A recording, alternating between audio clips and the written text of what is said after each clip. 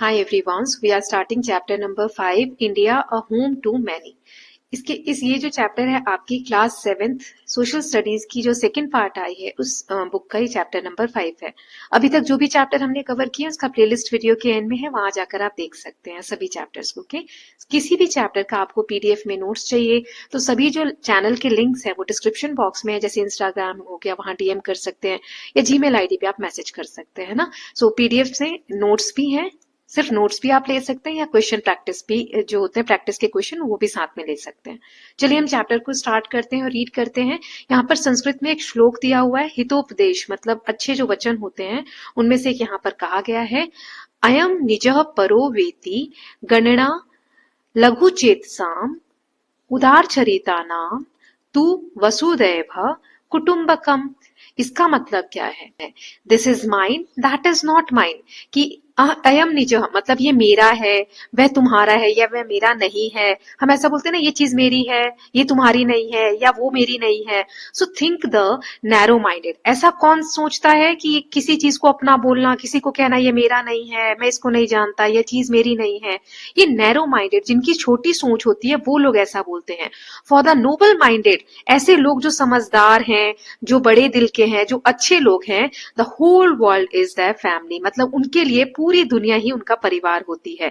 जैसे जो लोग सिर्फ अपने बारे में सोचते हैं वे कहते हैं ये मेरा है, ये मेरा नहीं है, मैं हर चीज में करते हैं। लेकिन जो अच्छे इंसान होते हैं वे सबको अपना मानते हैं, उनके लिए पूरी दुनिया एक परिवार की तरह होती है। नाउ यहाँ लिखा है, learn to make the whole world your own. पूरी दुनिया को आपको ये सोचना चाहिए कि किस तरीके से पूरी दुनिया को हम अपना बना सकें। ठीक है, then no one is a stranger, कोई भी हमारे लिए अनजान नहीं होना चाहिए, कोई भी अनजाना नहीं है। My child the whole world is your own, ये जो पूरी दुनिया है वो सब आपकी ही है। ये किसके द्वारा कहा गया? Late message of Shri Sharda Devi, spiritual consort of Shri Ramakrishna Paramhansa. Shri Sharda Devi ji द्वारा ये कहा गया है कि पूरी दुनिया को अपना बनाना सीखो। Learn to make whole world your own. ऐसे कोई भी आपके लिए अनजाना नहीं है, पूरी दुनिया को अगर आप मानो तो पूरी दुनिया आपकी ही है, आपके परिवार की तरह ही है। इस चैप्टर में कौन कौन से बिग क्वेश्चंस हम देखने वाले हैं? We are not going to solve these question here.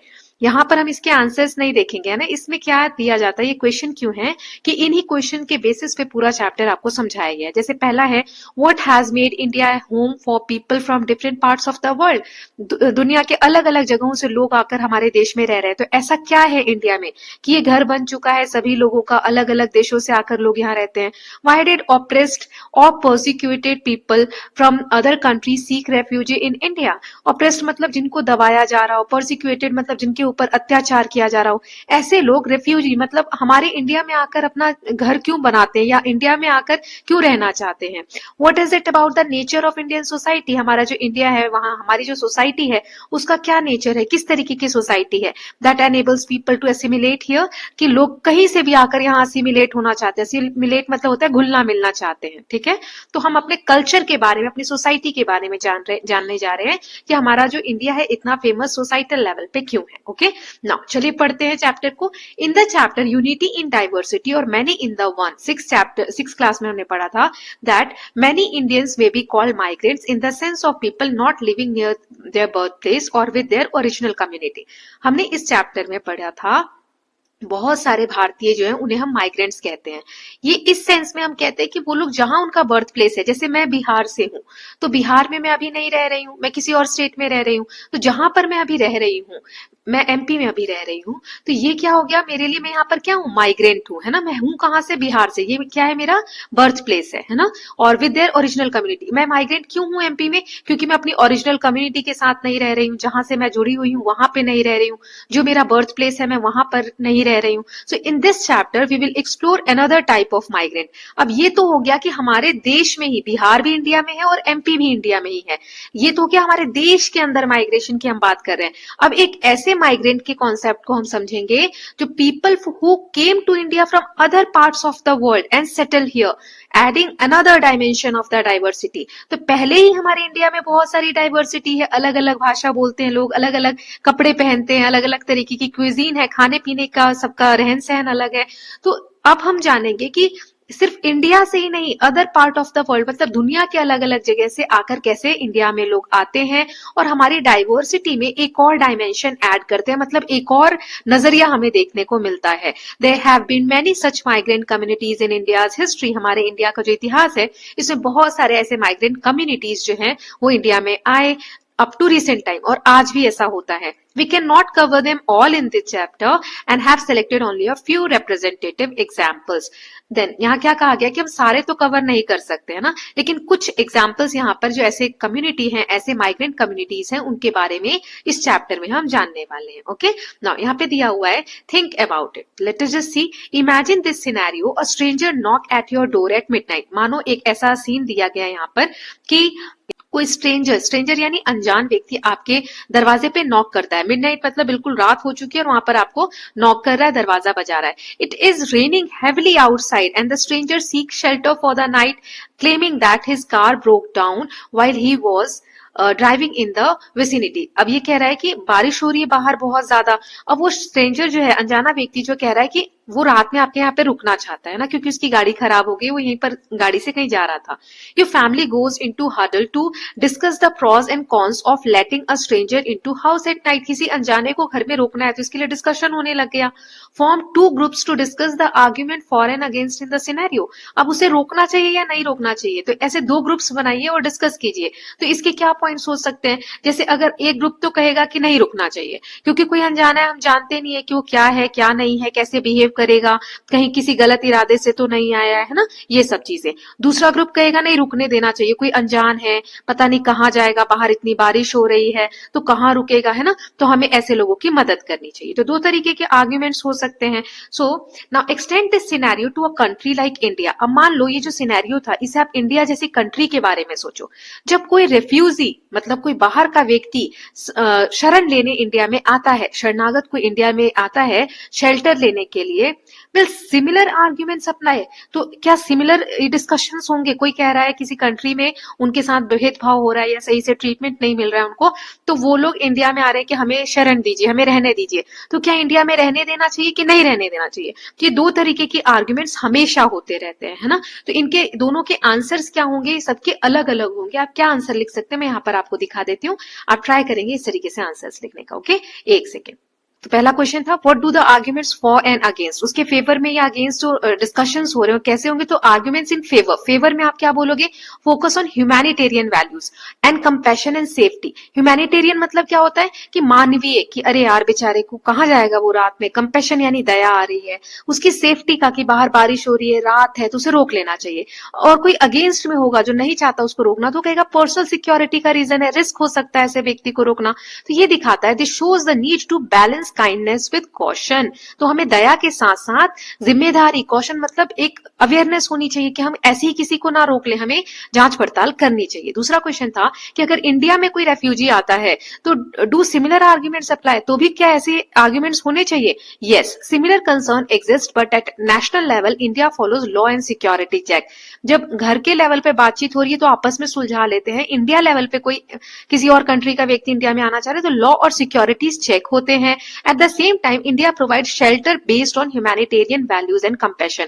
और कभी कभी इंडिया बहुत सारे केसेस में ह्यूमैनिटेरियन यानी मानवीय व्यवहार के कारण, मानवीय वैल्यूज के कारण और दया के कारण ऐसे शेल्टर प्रोवाइड करता भी है। ओके, नाउ आगे पढ़ लेते हैं।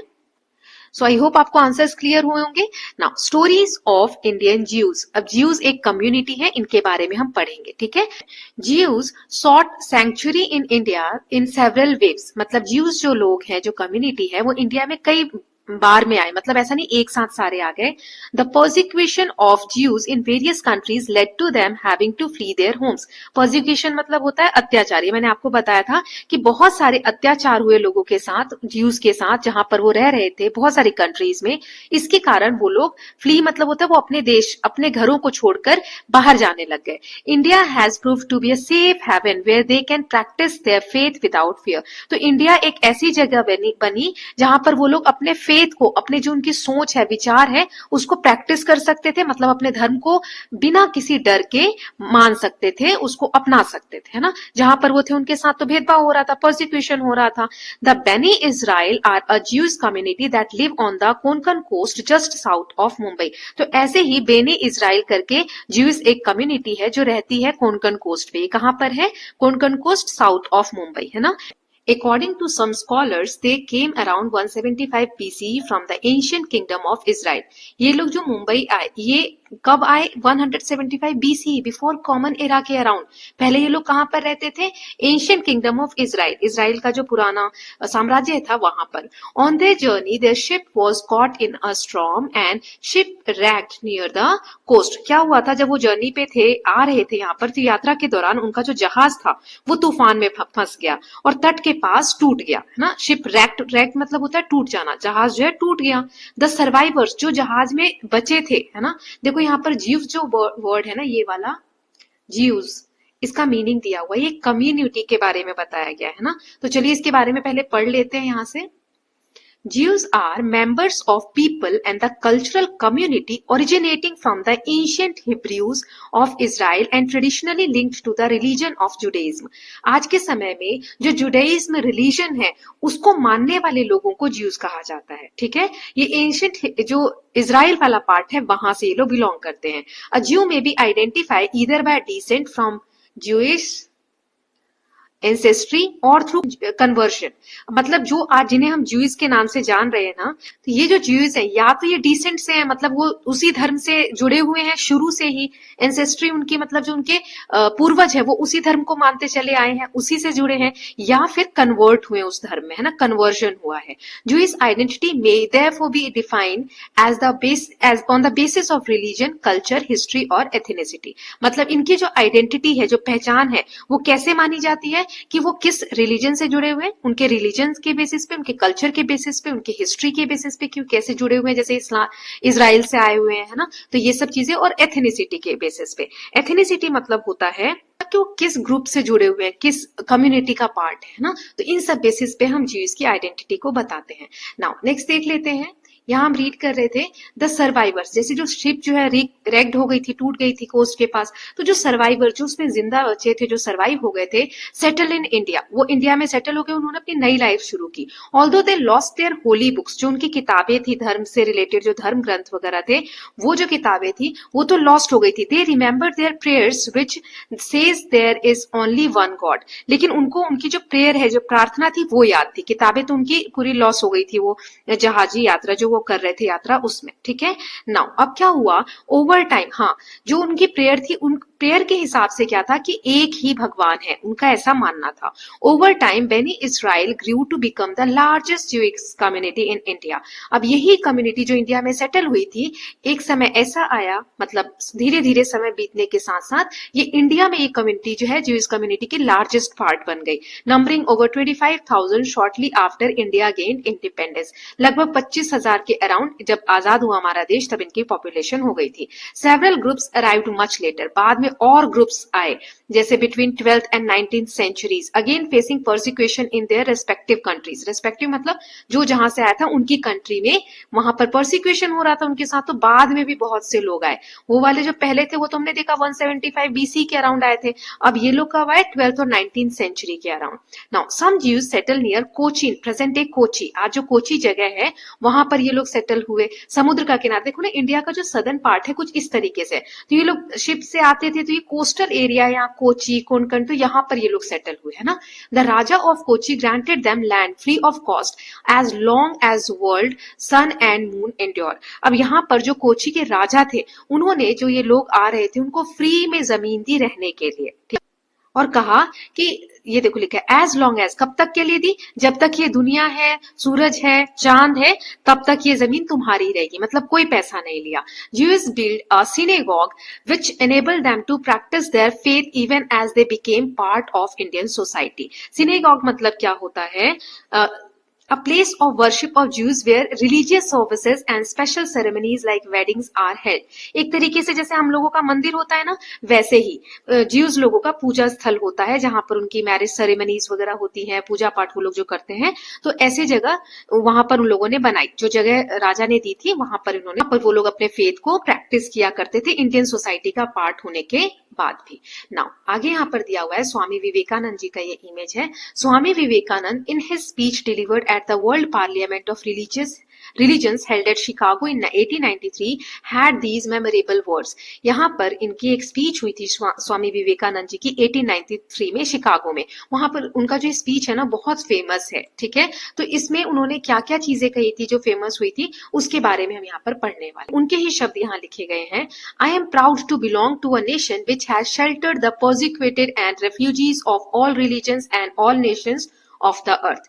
ये कह रहे हैं कि मुझे प्राउड फील होता है कि मैं ऐसे देश का नागरिक हूं जहां पर दुनिया में किसी भी कंट्री में अगर कोई परसिक्यूशन हुआ है, मतलब किसी पर अत्याचार किए गए हैं, किसी के साथ सही व्यवहार नहीं किया गया है, तो मेरे देश ने ऐसे रिफ्यूजीज को, हर रिलीजन के रिफ्यूजीज को, हर देश के रिफ्यूजी को शेल्टर दिया है, जगह प्रदान की है। ठीक है।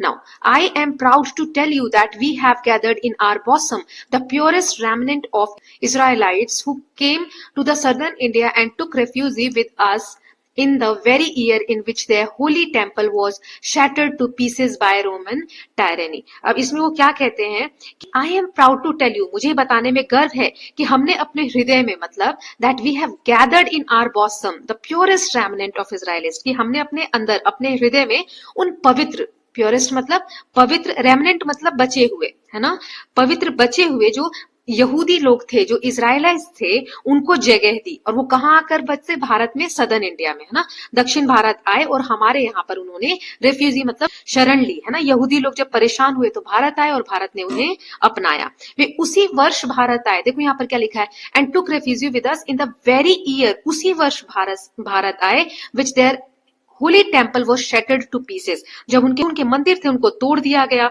और उसी समय वो भारत में आए और यहाँ उन्हें सुरक्षा प्रदान की गई। ये मंदिर उनके किसने तोड़े? जो भी वहां के रोमन अत्याचारी लोग थे ना, रोम के, उन्होंने अत्याचार किया। टायरेनी मतलब होता है अत्याचार किया, उनके मंदिरों को तोड़ दिया, उनको परसिक्यूट किया।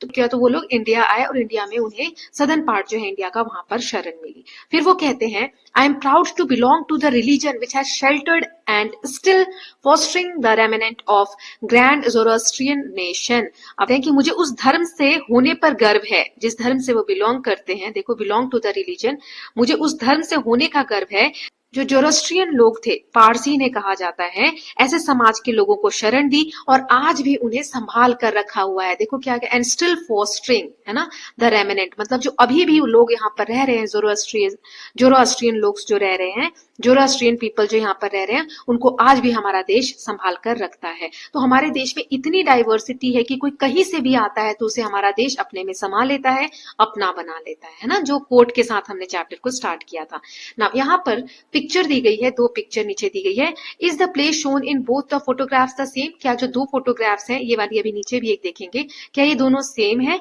Why is the Maharaja of Travancore the name of kingdom in and around Kochi at that time? ये उस समय की फोटो है जिस समय कोची का जो एरिया था ना, उसे त्रावणकोर कहा जाता था, है ना।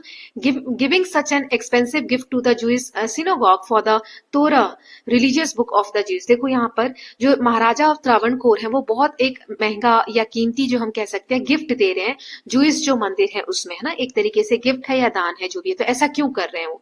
चलिए आगे दूसरी वाली इमेज देख लेते हैं। देखो ये लिखा है, Maharaja of Travancore presenting a gold crown for the Torah in 1805। ये 1805 का पिक्चर बना हुआ है। यही यहाँ पर आपको आगे, देखो ध्यान से इस इमेज को देख लो। ये देखो यहाँ पर ये झूमर है, ये दिख रहा है आपको, पिलर्स जैसा, ये गोल्डन। अब यहाँ आप देखिए इसी चीज को, ये देखिए, ये सेम ही है ये टेम्पल। ये देखिए दो झूमर है ना। ये वाला भी हमने देखा पिछले इमेज में। तो ये क्या है? Interior of synagogue at Kochi, ये उसी समय का है ना। तो क्या ये आपको सेम लग रही है इमेजेस? तो इसका आंसर क्या लिख सकते हैं आप? और आपको क्यों लग रहा है राजा जो त्रावणकोर के, वो क्यों ऐसा गिफ्ट दे रहे हैं? तो चलिए इसका आंसर देख लेते हैं। आपको क्या लगता है? आप अपनी लैंग्वेज में लिखेंगे, है ना। तो ये देखिए, are the places shown in both photographs are same? तो yes, both photograph shown the Jewish synagogue at Kochi, जो कोची में जो इसका मंदिर या हम कह सकते हैं पूजा स्थल है उसे दिखाया गया है। महाराजा जो है वो गिफ्ट कर रहे हैं expensive crown for Torah to show respect for the Jewish faith. वो जिस धर्म को मान रहे हैं, ज्यूइश धर्म को लोग मान रहे हैं, उसके प्रति रिस्पेक्ट दिखाने के लिए कि हम दूसरे धर्मों का भी रिस्पेक्ट करते हैं। And to support religious harmony in his kingdom. Religious harmony मतलब कि धर्मों को लेकर कोई लड़ाई ना हो। हार्मनी मतलब होता है शांति से रहना, कि उनके किंगडम में, उनके राज्य में कोई भी धर्म को लेकर ना लड़े, सभी धर्मों को एक दूसरे की रिस्पेक्ट करनी चाहिए। ये रिफ्लेक्ट करता है tradition of tolerance followed by Indian rulers. Tolerance मतलब कि दूसरे धर्मों के प्रति भी कैसा व्यवहार हुआ करता था इंडियन राजाओं का। ये इस बात को दिखाता है कि अपने धर्म को मानने के साथ साथ हम दूसरे धर्मों को भी बराबर ही रिस्पेक्ट दिया करते थे। राइट नाउ अब आगे देख लेते हैं। इमेज वाला क्वेश्चन आई होप क्लियर हो गया होगा आपको।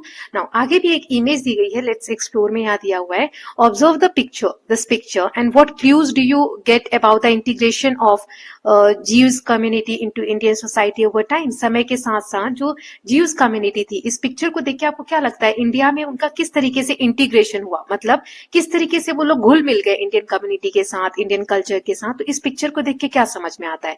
ये पिक्चर जो है, this is a picture of a Jewish family in Mumbai, late 19th century का ये पिक्चर आपको देखने को मिल रहा है ना। तो इसका आंसर देख लेते हैं किस तरीके से आप लोग लिख सकते हैं। द पिक्चर शोज, इस पिक्चर में हमें क्या देखने को मिलता है? The Jewish family wearing Indian style clothing, है ना, कि इंडिया के जो कपड़े उस तरीके के उन्होंने कपड़े पहने, जहां से वो आए हैं वहां तो ऐसे कपड़े नहीं पहने जाते थे। Living in joint family setting, और जैसे इंडिया का कल्चर है कि यहाँ पे हमारे साथ जॉइंट फैमिली में हम लोग रहते हैं, लोकल कस्टम जो है वो फॉलो करते हुए दिख रहे हैं वो। This suggest that over time Jewish community adopted Indian social practices. India की सोसाइटी में जो भी प्रैक्टिसेस होती हैं, समय के साथ साथ ये जो ज्यूइश कम्युनिटी यहाँ सेटल हुई इंडिया में, उन्होंने भी अपना लिए, while continuing there religious tradition. उन्होंने जो धर्म थे, उनका जो धर्म था उसको मानने के साथ साथ इंडिया का जो कल्चर है, ट्रेडिशन है, उसको उन्होंने अपना लिया, यहाँ के कपड़े पहनने लग गए। राइट नाउ अब आगे देखते हैं। आप देख सकते हो ये पायल वगैरह या जो पैरों में पहने आभूषण या नथ वगैरह नाक में पहनी हुई है या साड़ी है, ये यहाँ का परिधान है, यहाँ के कल्चर में इन लोगों ने ढाल लिया था खुद को, बस रिलीजन वो लोग अपना फॉलो करते थे। नाउ अब आगे देख लेते हैं। नाउ अब हम दूसरी कम्युनिटी के बारे में पढ़ेंगे। हमने ज्यूइश फैमिली के बारे में पढ़ा या ज्यूइश कम्युनिटी के बारे में। Now the Syriac Christian community, अब एक और कम्युनिटी का नाम यहाँ पर आ गया, चलिए पढ़ लेते हैं। From 4th century CE, some Christian groups who used the ancient Syriac language in their worship and tradition faced difficulties in West Asia। तो ये जो सीरियक कम्युनिटी है ये पहले वेस्ट एशिया में रहा करती थी। तो 4वीं शताब्दी के आसपास क्या हुआ, इनके साथ वहां पे भेदभाव होने लगा, या जो ईसाई समूह थे, है ना, जो वहां के लोग थे, जो ग्रुप थे, उनकी पूजा परंपराएं जो थी, जैसे वर्शिप, पूजा करने का तरीका, उनके जो परंपरा थी, कल्चर थी, वो इसके कारण बहुत सारी डिफिकल्टीज का सामना कर रहे थे वेस्ट एशिया में। वो कौन सी भाषा बोलते थे? पुरानी जो सीरियक लैंग्वेज हुआ करती थी वो भाषा बोला करते थे, है ना। और उनकी भाषा के कारण, उनके कल्चर के कारण उनके साथ डिफिकल्टीज आ रही थी। Under the Roman empire they were sometimes treated as heretics. Heretics मतलब क्या होता है? विधर्मी, जो धर्म को नहीं मानता है। ठीक है, हेरेटिक्स मतलब a person considered to be holding belief especially religious ones contrary to those of the dominant view. Dominant मतलब जिसका वहां पर शासन है, उसका जो धर्म है, अगर आप उसको नहीं मान रहे हो तो आपको क्या कहा जाता है? धर्म विरोधी, यानी हेरेटिक। ठीक है, कि ये विधर्मी है, ये अधर्मी है, बोल सकते हैं कि ये धर्म को नहीं मानता, क्योंकि वो उसका धर्म नहीं मानता जो वहां पावर में है। ठीक है, तो साथ ही साथ हेरेटिक्स कहने का कारण ये था because of some of their believes about the Christ were different from those of the official church. जो वहां के चर्च थे, जो रिलीजन के बारे में बताते थे, चर्च की विचारधारा जो थी क्राइस्ट को लेकर, जैसे हमारे देवता होते हैं वैसे क्राइस्ट समझ लीजिए क्रिश्चियंस के देवता हैं, तो इनके प्रति कुछ विचारधारा ये सीरियाई क्रिश्चियंस जो है इनके अलग थे as compare to this church, जो वहां पे चर्च थे, है ना। तो जिस कारण से ये जो मतभेद है, इसके कारण से इनके साथ भेदभाव किया जाता था। नाउ इन पर्शियन एम्पायर, देखो साम्राज्य हमेशा चेंज होते रहते हैं। अगर एम्पायर की बात करें, जैसे इंडिया में हमने पढ़ा था मौर्य काल आया, फिर उसके बाद गुप्त काल आया, गुप्ता काल, है ना, उसके बाद गुप्ता काल आया, तो ये हमने सारे एम्पायर्स चेंज होते रहते। तो वहां पर भी जब पर्शियन एम्पायर की बात हम पढ़ेंगे तो क्या हुआ कि ये जो सीरिया क्रिश्चियंस है ना, इनको सस्पेक्ट की तरह देखा जाने लगा, इनको देखा, इन पे शक किया जाने लगा कि ये लोग सीक्रेटली हेल्प कर रहे हैं। किसकी हेल्प कर रहे हैं? रोमन्स की हेल्प कर रहे हैं, यानी जो रोम में रहने वाले लोग हैं उनकी हेल्प कर रहे हैं। किसके against? Who were enemies of Persia. देखो किसका एम्पायर है? पर्शिया का एम्पायर है ना, साम्राज्य है। अब इस साम्राज्य में जो ये सीरियक क्रिश्चियंस रह रहे हैं, ये किसकी हेल्प कर रहे हैं? इसके दुश्मनों की, इसी साम्राज्य में रह रहे हैं और इसके दुश्मनों की हेल्प कर रहे हैं, ऐसा उनके ऊपर शक किया जा रहा था, है ना। तो किसकी हेल्प कर रहे हैं? रोमन्स की। रोमन्स कौन है? इन पर्शियन के दुश्मन है ना, एनिमीज हैं। And were prosecuted as a result. इसीलिए, क्योंकि ये पर्शियन एम्पायर जो है, इनको ऐसा लग रहा है कि हमारे दुश्मन से मिले हुए हैं सीरियक क्रिश्चियंस, इसीलिए इनके साथ क्या किया जा रहा था? इन्हें उत्पीड़न या सताया जा रहा था, प्रोसिक्यूट किया जा रहा था। Okay, to escape such prosecution. अब इतनी ज्यादा, ये देखो यहाँ लिखा है प्रोसिक्यूशन का मतलब पढ़ लेते हैं। हॉस्टिलिटी मतलब बहुत ज्यादा दुख देना, hostility generally arising from religious, ethnic, social और political motives, often accompanied by harassment और वायलेंस। वायलेंस के साथ, हैरेसमेंट के साथ, किसी को दबाना, किसी की बातों को काटना, धर्म, जाति, समाज या राजनीति के कारण होने वाला शत्रुपूर्ण व्यवहार, दुश्मनों की तरह बिहेव करना, बहुत बुरी तरीके से ट्रीट करना, है ना। तो इतना ज्यादा उनके साथ बुरा व्यवहार होने लगा, तो टू एस्केप, एस्केप मतलब निकलना, भागना, इस बुरे जो उनके साथ व्यवहार हो रहा था उससे बचने के लिए, उससे भागने के लिए कुछ सीरियक क्रिश्चियंस जो थे ये ट्रैवल किए ईस्टवर्ड आए along trade routes and reach the Malabar coast of India, present day Kerala. तो जब ईस्ट की तरफ आए, सीरिया यहाँ कहीं पर है, तो इधर से ईस्ट की तरफ आए, तो ये केरला का जो यहाँ पे मालाबार कोस्ट है वहां पर आकर ये लोग बसे, where they could live and worship freely. अब ये लोग अपने धर्म को यहाँ पर आसानी से मान सकते थे, फ्री होकर रह सकते थे।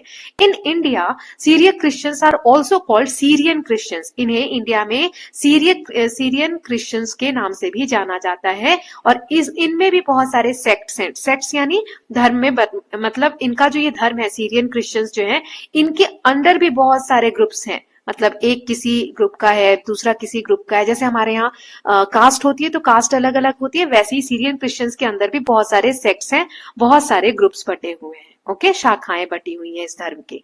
नाउ अब आगे देखते हैं, लेट्स एक्सप्लोर। अब यहाँ इमेज है, ऑब्जर्व द पिक्चर बिलो। ये जो पिक्चर है, what are the clues you get about the integration Syriac Christian community into Indian society. अब ये सीरियक क्रिश्चियन कम्युनिटी के बारे में यहाँ पर क्या आपको देखने को मिलता है, क्या देख रहे हैं कि इंडियन कल्चर से कैसे मिलता जुलता आपको लग रहा है। यहाँ सीरियन क्रिश्चियन जो है उनकी एक वेडिंग सेरेमनी को दिखाया गया है, तो कुछ आपको सिमिलैरिटी दिख रही है क्या? जो हमारे इंडिया में होता है वैसा कुछ दिख रहा है क्या? तो इसमें आपको खुद से आंसर लिखना है। मैं एक एग्जाम्पल दे देती हूँ, आप कैसे लिख सकते हैं, चलिए देखते हैं। यहाँ लिख, सो क्या होगा इसका answer? The wedding ceremony shows Christian religious rituals combined with Indian custom. India के कस्टम के साथ मिलता जुलता दिख रहा है आपको, जैसे ट्रेडिशनल ड्रेस है, ज्वेलरी है, मैरिज की प्रैक्टिसेस हैं। ये इंडिकेट करता है, मतलब ये बताता है कि Syriac Christian blended Indian cultural element with their religious identity. कि जो सीरियन क्रिश्चियंस थे उन्होंने इंडियन कल्चरल एलिमेंट्स को, इंडिया का जो कल्चर है उसमें जो भी चीजें पाई जाती है उसको अपने कल्चर के साथ ब्लेंड कर लिया है ना, अपनी रिलीजियस आइडेंटिटी के साथ। अब आगे देखते हैं। सो आई होप आप लोगों को क्लियर हो रहा होगा। नाउ नेक्स्ट टॉपिक है the legends of the Parsi wise man, milk and sugar. तो लेजेंड मतलब क्या होता है? कहानियां, कथा। ऐसी कथा आपको यहाँ पे जानने को मिलेगी कि जो पारसी लोग होते हैं वो कितने चतुर होते हैं, बुद्धिमान होते हैं। उनकी एक कहानी यहाँ दी गई है, मिल्क एंड शुगर, दूध और चीनी की कहानी दी गई है। ठीक है, यहाँ एक वर्ड आया है बेटा, पारसीज फॉलोअर्स ऑफ जोरोएस्ट्रियनिज्म। तो ये जो पारसी लोग होते हैं किस धर्म को मानते हैं? जोरोएस्ट्रियनिज्म को। तो इसके बारे में यहाँ डिटेल दिया है। जोरोएस्ट्रियनिज्म क्या है? One of the world's oldest religion, दुनिया का एक सबसे पुराना रिलीजन है, जिसको किसने फाउंड किया था? प्रॉफिट ज़राथुस्त्रा ने सेंट्रल एशिया में फाउंड किया था ना। ये नाम है उनके गुरु का, या कह सकते हैं कि पैगंबर का। It is based on worship of one God. इनका मानना था कि भगवान एक है, और उन भगवान को ये क्या कहते थे? अहुरा माजदा।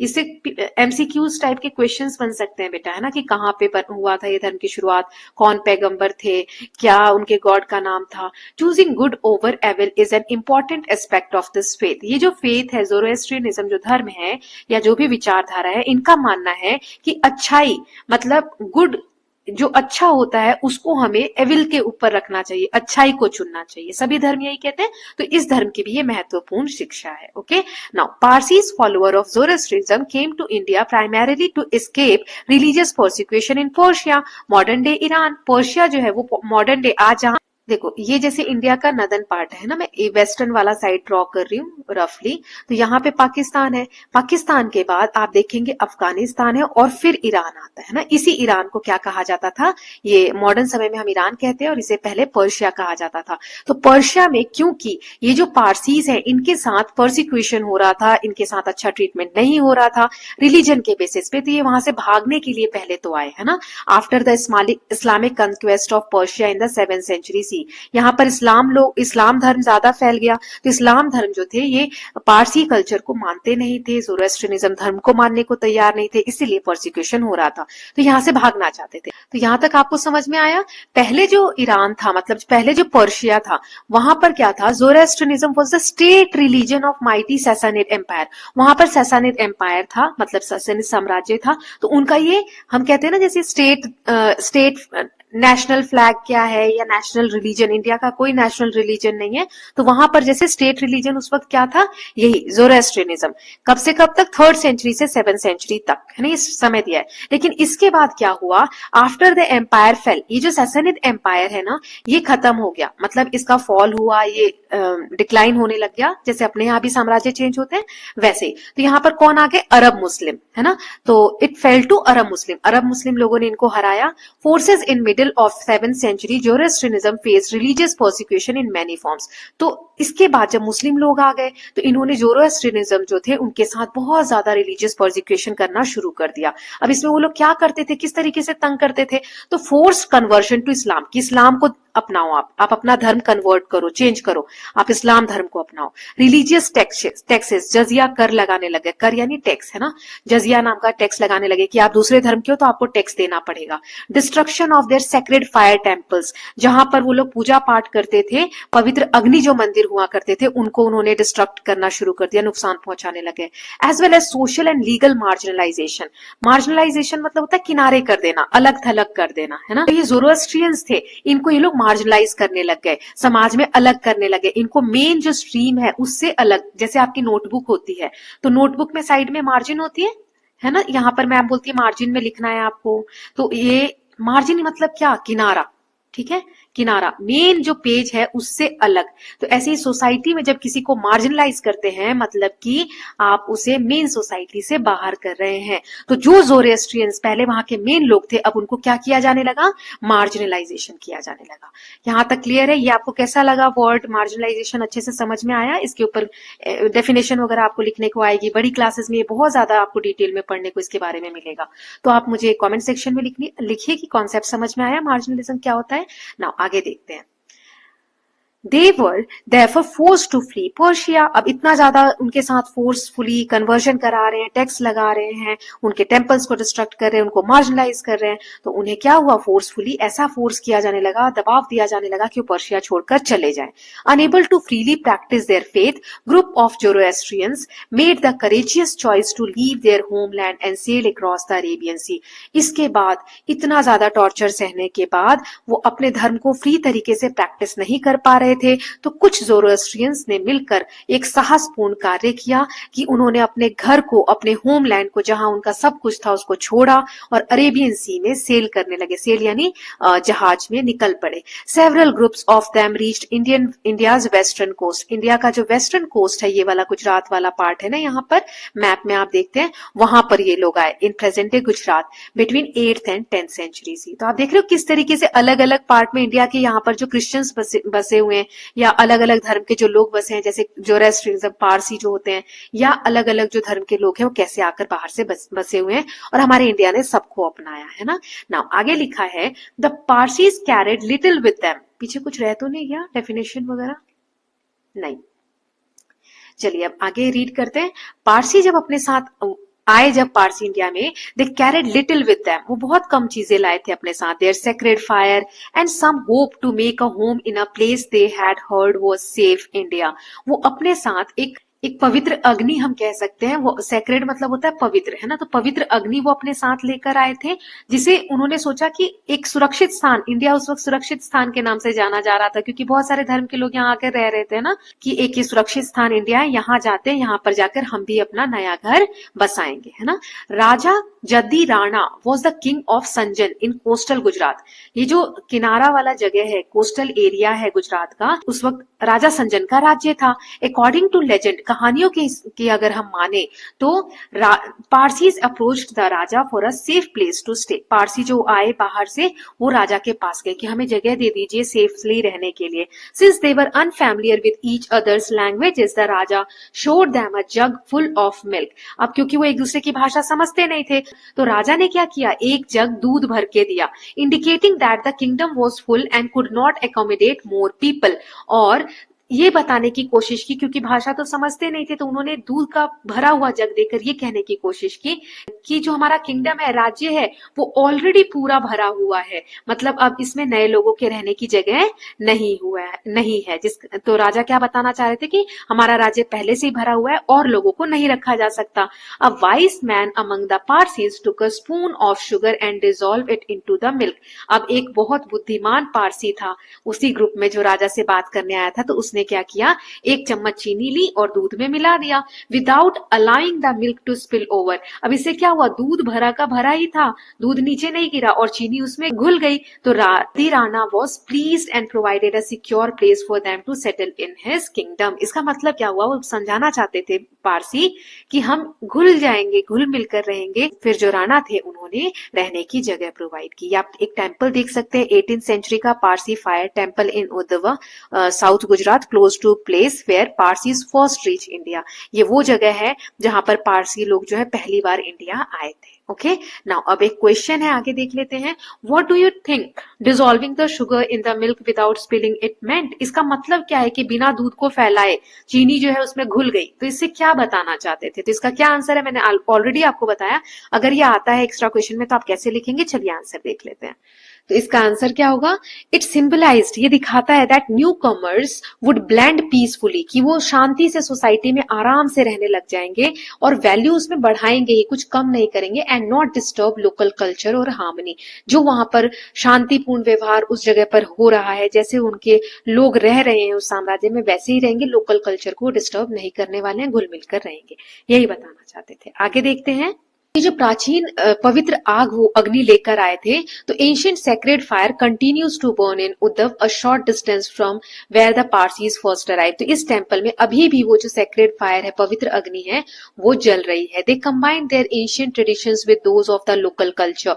वो अपने कल्चर को साथ साथ जो उस एरिया का लोकल कल्चर है उसके साथ उन्होंने कंबाइन किया है, घुले मिले हैं। Today, India has the largest population of followers of Zoroastrianism in the world. पूरी दुनिया में इस धर्म को जो मानने वाले लोग हैं उसकी सबसे ज्यादा जनसंख्या इंडिया में ही रहती है आज के समय में। Parsis continues to live in India and enrich various aspects of its society. Parsi लोगों ने इंडिया में रहना कंटिन्यू किया और अपनी सोसाइटी को उन्होंने एनरिच किया है। ओके, नाउ नेक्स्ट देखते हैं। तो यहाँ पर एक पेंटिंग दी गई है, लेट्स एक्सप्लोर। ये आप देख सकते हैं, painting of Parsi bride getting ready for her wedding shows many aspect of Indian culture. इसमें भी आप देख रहे हो ड्रेसेस वगैरह इंडियन उन्होंने पहनी है। तो क्या कुछ फैमिलियर आपको दिख रहा है? यस, ड्रेसेस हैं, right. Then based on what you see, can you draw any conclusion about the integration of Parsi culture in India? Integration मतलब घुलना मिलना। तो इस इमेज को देख के आपको समझ में आ रहा है कि कैसे पारसी लोग जो है वो हमारे इंडियन कल्चर के साथ घुल मिल गए। इसके बारे में कुछ आप कहना चाहेंगे? तो इसको आंसर फॉर्म में लिखना है, मैं आंसर दिखा देती हूँ आपको। ये देखिए, what conclusion can be drawn about the integration of Parsi culture? तो इसमें आप लिखोगे इंडियन स्टाइल क्लॉथिंग वो लोग वेयर कर रहे हैं ना, देन ज्वेलरी, वेडिंग रिचुअल्स, जो रीति रिवाज हैं, which are similar to Hindu customs. This indicate, ये बताता है कि पारसी लोगों ने अडॉप्ट कर लिया था इंडियन कल्चरल प्रैक्टिसेस को, साथ ही साथ उन्होंने अपने रिलीजियस ट्रेडिशन को भी अपना कर रखा। ये दिखाता है कि किस तरीके से इंडियन सोसाइटी में वो स्ट्रांगली इंटीग्रेट हो गए थे, घुल मिल गए थे। ओके, नाउ नेक्स्ट देखते हैं।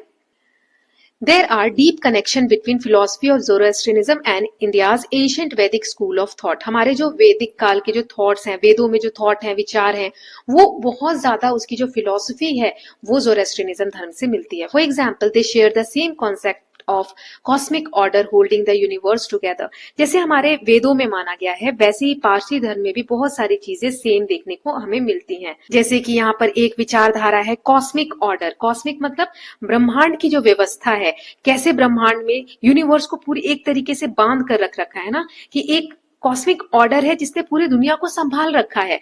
The rituals also show similarities since both give much importance to fire worship.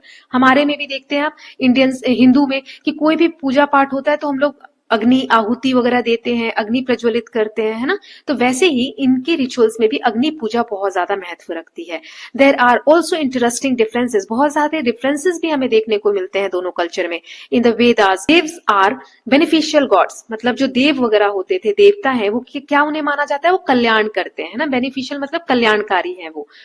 In the अवेष्टा, अवेष्टा जो है, अवेष्टा क्या है, जैसे हमारे वेद हैं वैसे ही पारसी लोगों का एंशिएंट सेक्रेट टेक्स्ट है, पवित्र एक ग्रंथ है जिसे अवेस्टा कहते हैं। अवेस्टा में भी devas are evil gods who drive towards कियोस्क। तो इनके में क्या कहा गया कि देव जो है, यहाँ पे डिफरेंसेस देखने को मिलते हैं। हमारे में कहा जाता है कि कल्याणकारी है, इनके में कहा जाता है कि ये एविल गॉड है। इनमें कहा गया कि जो देवता है वो एविल गॉड है, जो हमें क्योस की तरफ, मतलब जो भी बुराइयां हैं या जो भी गलत चीजें हैं उनकी तरफ हमें ले जाते हैं, हमें संतुष्टि नहीं होने देते। और एवेस्टास चीफ गॉड इज अहुरा, हमने पहले भी पढ़ा था। इनके जो मेन गॉड है वो कौन है, अहुरा है। But in Bharat, in India after the Vedic period asuras are seen as harmful powers और डेमन्स। हमारे यहाँ असुरों को क्या कहा जाता है कि ये राक्षस हैं, डेमन्स हैं, है ना, दानव हैं, हार्मफुल पावर, ये नुकसान पहुंचाते हैं। इनके यहाँ गॉड को क्या कहा जाता है, अहुरा कहा जाता है। तो ये कुछ चीजें जो है इनमें डिफरेंसेस देखने को मिलती हैं। As you can see there are also similarities between the two languages. भाषा में भी बहुत ज्यादा मेल देखने को मिलता है। इंडीड वास्तव में जो ओल्ड एवेस्टर्न लैंग्वेज है अवेस्टा की एंड वैदिक संस्कृत है, इसमें बहुत से वर्ड, मतलब यहाँ क्या कहा जा रहा है, जो एवेस्टर्न लैंग्वेज है और संस्कृत लैंग्वेज है वैदिक काल की, उसमें बहुत से वर्ड्स के जो रूट हैं, मूल वर्ड जो है जिनसे बना है शब्द, और ग्रामेटिकल फीचर्स जो हैं वो शेयर होते हैं, एक जैसे हैं। अ फ्यू एग्जांपल्स विद वैदिक वर्ड ऑन लेफ्ट, इधर हमें वैदिक वर्ड्स दिए हुए हैं और इधर एवेस्टर्न वर्ड्स दिए हुए हैं, लिखे हुए। देखो सोम, सोम को अवेस्टा में कहा गया होमा। तो सोम क्या है, एक डिवाइन ड्रिंक है, तो इसके लिए वहां पर होम यूज हुआ। होत्र मतलब पृष्ठ, यानी जो पुजारी होते हैं, यहाँ होत्र कहा जाता है। यज्ञ सेक्रीफाइस, यासना, है ना, यस्ना कहा जाता है यज्ञ को। तो कुछ मिलते जुलते रूट वर्ड्स हमें देखने को मिलते हैं दोनों भाषाओं में। There is much more to show that there are deep spiritual and linguistic ties between ancient Iran and ancient India.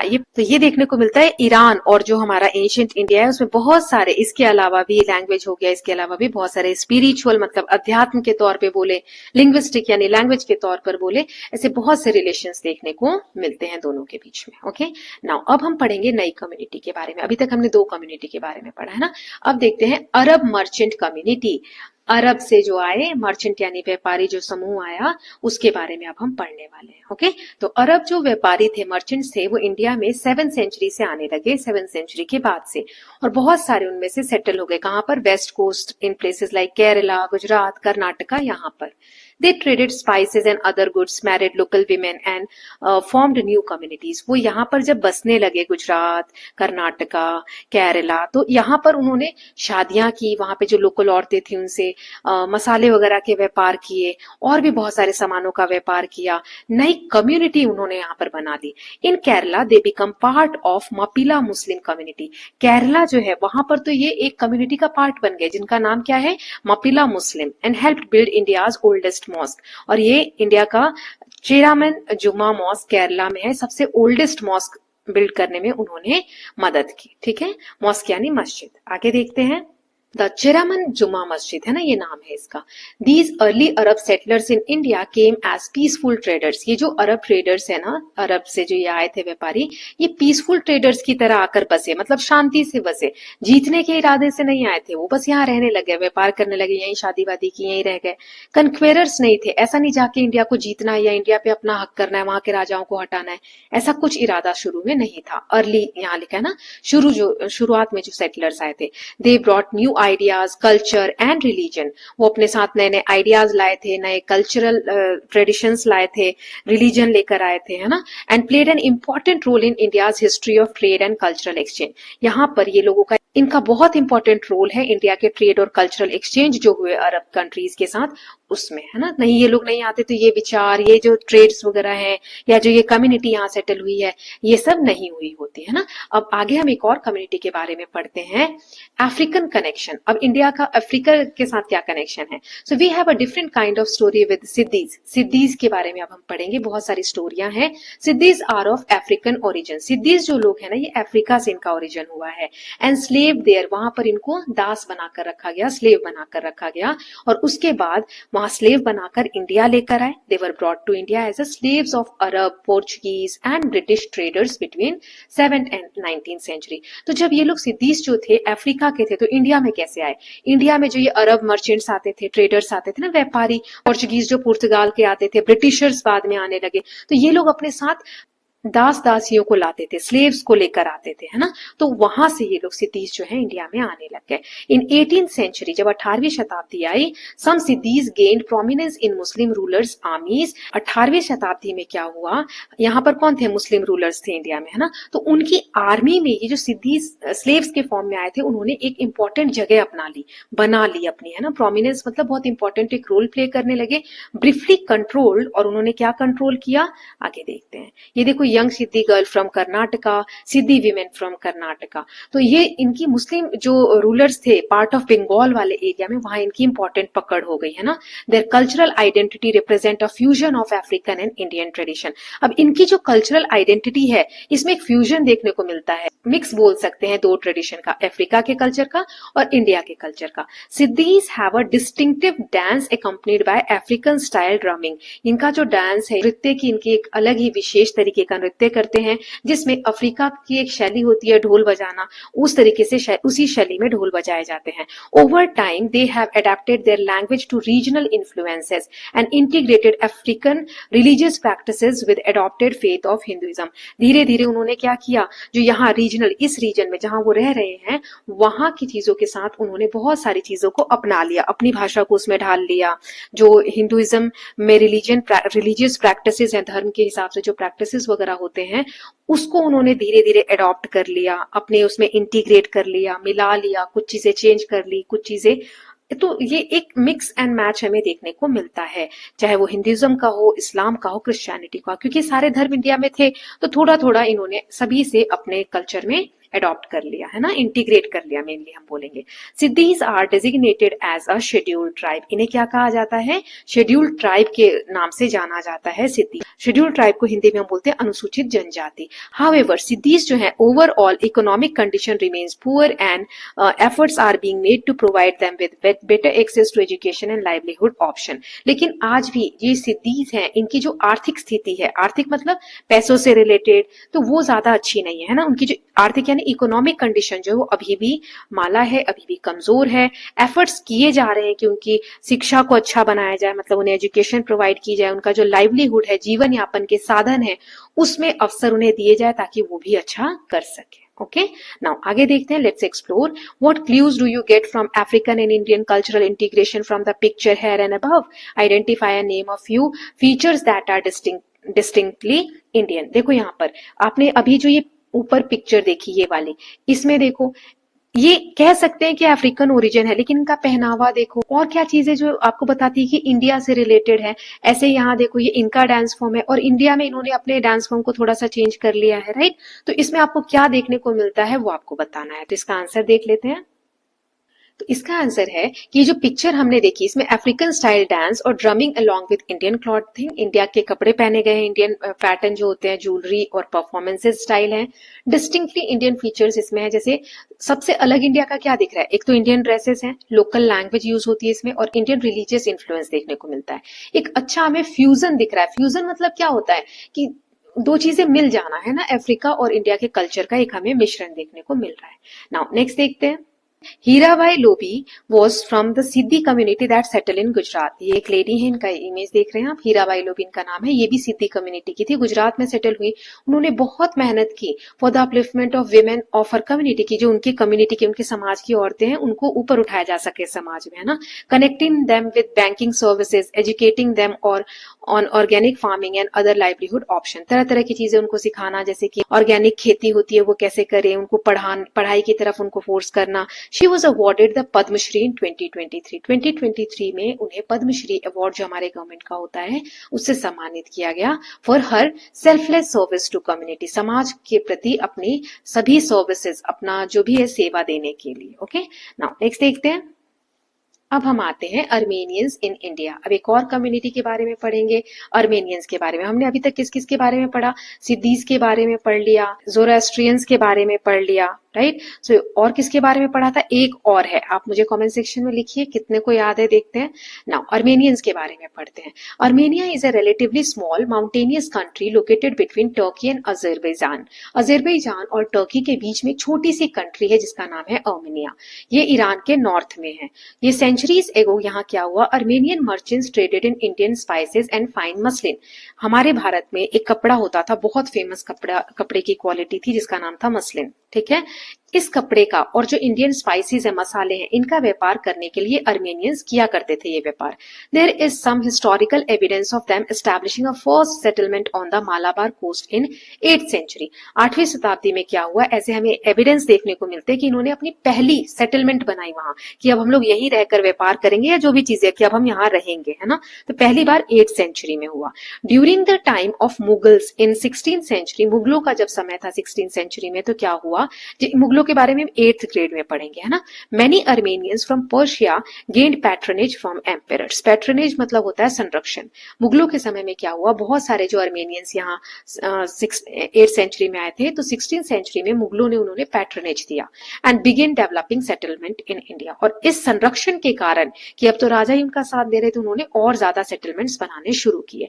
ऐसे ही कुछ सेटलमेंट्स के बारे में यहाँ आगे डिटेल में दिया है। Earliest such Armenian settlement was in Agra, where Mughal empire Akbar gave them permission to build a church and follow their Christian religious practices. तो ऐसा सबसे पहला एक सेटलमेंट के बारे में जो जानने को मिलता है वो आगरा में है, जहां पर मुगल सम्राट अकबर ने उन्हें परमिशन दी थी कि आप चर्च बना सकते हैं और अपने क्रिश्चियन धर्म जो है, रिलीजन है, उसको फॉलो कर सकते हैं।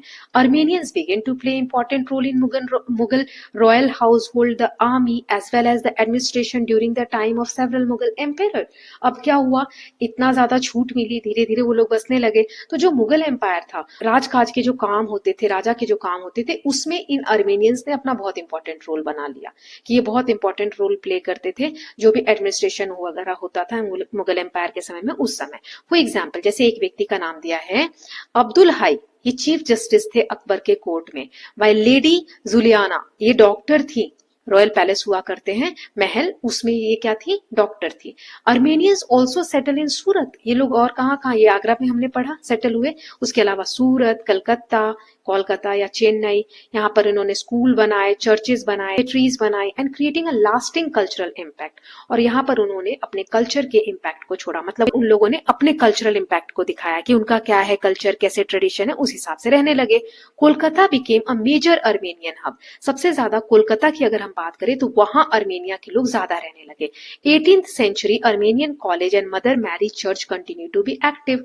देखो, हम कलकत्ता की और बंगाल की ज्यादा बात कर रहे हैं, ये बहुत जरूरी है ध्यान रखना कि अंग्रेजों का भी आप पढ़ोगे ना जब आगे 8th क्लास में, तो बंगाल से ही शुरुआत हुई थी, है ना। तो इसीलिए आप देखो कैसे कैसे लिंकेजेस, देखो हिस्ट्री एक से लिंक है। आप ऐसे नहीं कह सकते ये आज इवेंट शुरू हो गया, नहीं, कहीं प्राचीन समय से, कहीं पहले से इतिहास में शुरुआत हो गई होती है किसी चीज की, आगे चल के वो कारण बनता है। यही जो हुआ है यही कारण बनता है नए डेवलपमेंट्स का। तो वही यहाँ पर देखो, अब धीरे धीरे आप पढ़ रहे हो, बंगाल का नाम आ रहा है, कोलकाता का नाम आ रहा है, नए डेवलपमेंट्स आ रहे हैं, कैसे क्रिश्चियंस लोग चर्च बना रहे हैं, सेटलमेंट्स हो रहे हैं, है ना। नाउ क्या पढ़ा हमने अभी, 18th सेंचुरी में Armenian college, Mother Mary church continue to be active, ये चर्च वगैरह एक्टिव थे। Their story reflects India's tradition of embracing diverse communities seeking refugee and prosperity. तो ये जो स्टोरीज है, ये क्या दिखाती है, इनकी स्टोरी हमें ये दिखाती है कि इंडिया का जो ट्रेडिशन है वो हर डाइवर्स कम्युनिटी को अपने अंदर समा लेने की शक्ति रखता है, प्रोस्पेरिटी को बढ़ाता है इंडिया की डाइवर्सिटी को। जो भी बाहर से रिफ्यूजी लेने आया, शरण लेने आया, इंडिया ने उसको अपनी डाइवर्सिटी में एकोमोडेट किया, संभाल लिया, है ना। नाउ आगे देखते हैं। Thriving trade routes of Madras, present-day Chennai, drew Armenian merchants who settled there around the mid-17th century. अब क्या हुआ? थ्राइविंग ट्रेड मतलब व्यापार के जो रास्ते थे वो बहुत ज्यादा प्रचलित हो रहे थे उस वक्त, है ना। मद्रास में जो व्यापार के रास्ते थे, आज हम चेन्नई बोलते हैं ना, वो वाली जगह। तो इसकी वजह से जो अर्मेनिया के मर्चेंट्स थे, व्यापारी थे, वो वहीं सेटल होने लग गए, है ना। मद्रास के आसपास का जो एरिया है वहां सेटल होने लग गए, क्योंकि वहां पर जो ट्रेड हो रहा था वो बहुत ज्यादा मात्रा में होता था, इस कारण से, है ना। आगे देखते हैं। They became influential in commerce, especially dealing in silk, spices, and precious stones, and left a lasting mark on the city's economic and cultural history. अब क्या हुआ? वो व्यापार में बहुत ज्यादा पार्टिसिपेट करने लगे, बहुत इन्फ्लुएंशियल बने। इन्फ्लुएंशियल मतलब प्रभावशाली बने, है ना। व्यापार के मामले में अगर हम बात करें तो मेनली वो किस चीज का व्यापार करते थे? रेशम का, मसालों का, कीमती जो पत्थर होते हैं उनका, है ना, जो नग वगैरह होते हैं, नगीने वगैरह होते हैं, उसका। और इसके कारण इनका जो ये इम्पैक्ट हुआ वो क्या हुआ कि जो सिटी है मद्रास की हम बात कर रहे हैं, यहाँ पर इकोनॉमिक मतलब आर्थिक व्यवस्था और कल्चरल यानी जो सांस्कृतिक इतिहास है उस पर इनका एक बहुत लास्टिंग मार्क मतलब गहरा प्रभाव पड़ा। Armenian Street in Georgetown memorialize their presence, while St. Mary Armenian Church, built in the mid-18th century, stands as a symbol of their faith. तो यहाँ पर चेन्नई में आप जाएंगे ना, तो वहां पे जॉर्ज टाउन की आर्मेनियन स्ट्रीट है, वो आज भी मौजूद है ना।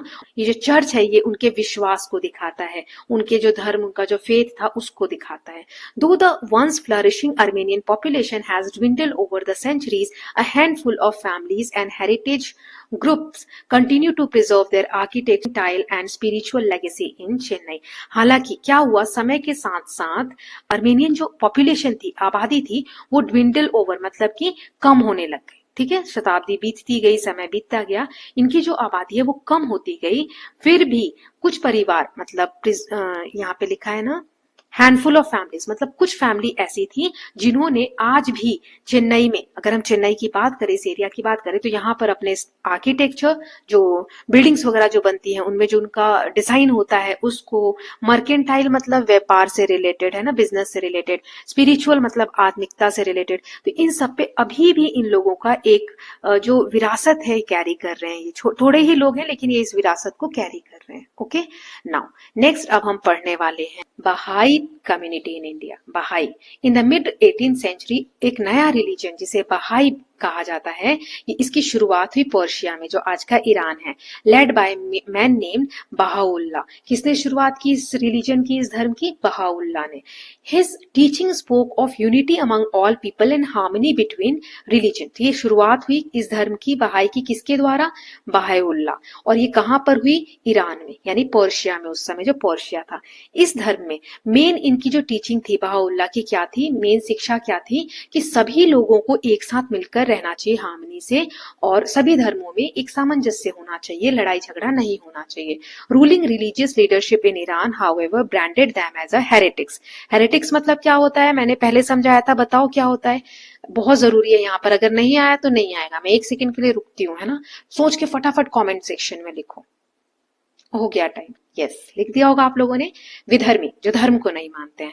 तो अब इन्होंने नया धर्म शुरू किया है, बहाई, बहाउल्लाह ने। कुछ लोग इसको मान रहे हैं, इनकी टीचिंग है कि सभी लोगों को मिलकर रहना चाहिए, लेकिन वहां के जो मेन लीडर हैं उनका ये धर्म अलग है, ये धर्म वो नहीं मानते। तो उन्होंने ये जो नया धर्म बना बहाई, इसको क्या कह दिया? ये लोग हेरेटिक्स हैं। जो इस धर्म को मानने वाले थे उनको क्या कह दिया? ये लोग हेरेटिक्स हैं, because they are different belief, they were treated badly, और उनके साथ बुरा व्यवहार करने लगे कि ये तो विधर्मी है, ये धर्म को नहीं मानते, ये क्या धर्म मानते, इसको हम नहीं मानते, इस तरीके से, है ना, कि और उनके साथ बुरा व्यवहार करने लगे, या प्रोसिक्यूशन बोल सकते हैं। तो फिर क्या हुआ, कुछ बहाईज जो थे लुक्ड फॉर सेफर प्लेस, फिर से इनको सेफ जगह चाहिए थी टू लिव, रहने के लिए, and one of the first places they came to was India, और सबसे सेफेस्ट प्लेस, सबसे पहली बार जो वो आए वो है India. Bahais had started arriving in India during the late 19th century. Late 19th century में वो इंडिया आने लगे. Over the year many Indians joined the faith. उसके बाद बहुत सारे इंडियन लोगों ने भी इस फेथ को मानना शुरू कर दिया. ये बाहाइज लोटस टेम्पल नई दिल्ली में है, कमल मंदिर बोलते हैं, लोटस टेम्पल. आई होप आप लोगों में से बहुत से बच्चे गए होंगे. कौन कौन गया है मुझे कमेंट सेक्शन में बताओ कैसा लगता है. वहां पर एक बहुत इंपॉर्टेंट चीज है, देखते हैं कौन गया है मुझे बताएगा. Baha'is welcome people of all religion and backgrounds. ये जो धर्म है ये सभी धर्मों के लोगों को अपनी तरफ वेलकम करता है, किसी के साथ भेदभाव नहीं करता है, चाहे किसी भी धर्म के हो. दो Iranians Baha'is came to India to escape danger, most Baha'is here today are Indians who believed in faith messages of unity and love. जो ये बहाई लोग थे ईरान में, ये क्या कर रहे थे, वहां से भागने की कोशिश कर रहे थे, इंडिया में आ रहे थे. क्यों? ताकि उनके साथ जो व्यवहार हो रहा है वो ना हो. तो ये लोग खतरे से बचने के लिए भारत आए थे. लेकिन आज भारत में रहने वाले अधिकांश जो बहाई भारतीय नागरिक हैं वे एकता यानी यूनिटी और प्रेम के संदेश में, मैसेज में विश्वास रखते हैं, मानते हैं. ठीक है, नाउ आगे देखते हैं. आगे हम नेक्स्ट पार्ट में देख लेंगे स्टूडेंट्स, क्योंकि ऑलरेडी वीडियो बहुत लेंथी हो गई है ना. नेक्स्ट पार्ट जो होगा वो इसका लास्ट पार्ट होगा, कल ही मैं अपलोड कर दूंगी, so don't worry about that. I hope all of you are loving these videos. Please like करिए और कमेंट करके बताइए कैसा लग रहा है आप लोगों को, और नेक्स्ट कौन सा चैप्टर बनाना है वो भी बताइए. Will meet very soon. Till then please take care of yourself, keep learning, keep revising, and don't forget to subscribe the channel for more such videos. Thank you so much.